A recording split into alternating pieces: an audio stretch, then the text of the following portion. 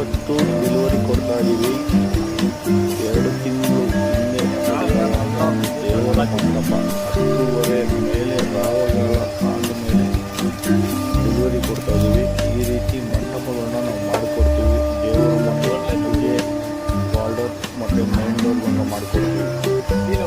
ನಮ್ಮ ಅಂಗಡಿ ಅಡ್ರೆಸ್ ಬೆಂಗಳೂರು ಆಳನಗರ್ junction depot opposite Ganesh sir. ಇವತ್ತು